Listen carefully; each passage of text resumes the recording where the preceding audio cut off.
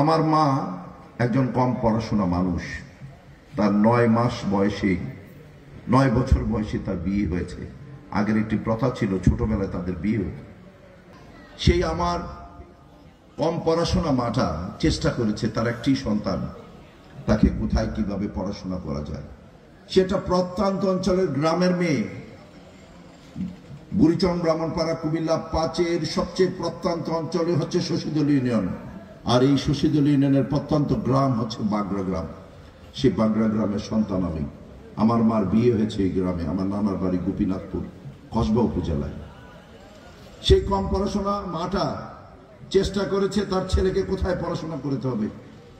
1962 সনে আমার মা আমার বাবাকে বুঝিয়ে কুমিল্লাতে আদালতে একটি বাড়ি কিনেন, এবং সেই মা, আমি সন্তান জন্ম হওয়ার পর থেকে তার একটা চিন্তা চেতনা ছিল।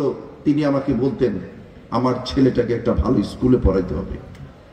সে আমার একটা কম পড়াশোনা মা, তার পড়াশোনা ছিল না, তার মেধা ছিল অনেক বেশি।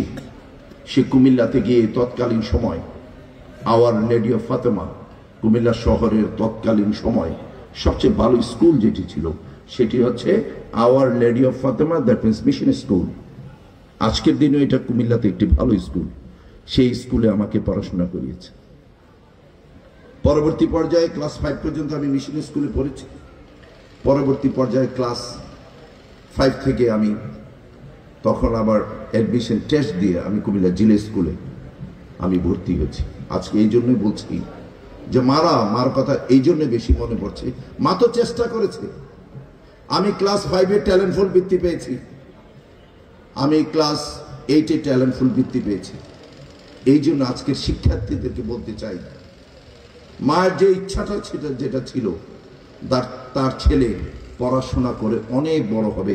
আজকের এই সামনের সারি ব্যারিস্টার মহোদয়রা যারা আছেন, কুমিল্লা ইউনিভার্সিটির উপাচার্য আছেন ডক্টর নজরুল ইসলাম শাহিন এখানে আছেন, আমাদের ডক্টর সুলাইমানরার মতো লোকেরা, আহমদ তাইফুর সাহেবদের মতো লোকদের বড় পড়াশোনা করে একটি পর্যায়ে গিয়েছে।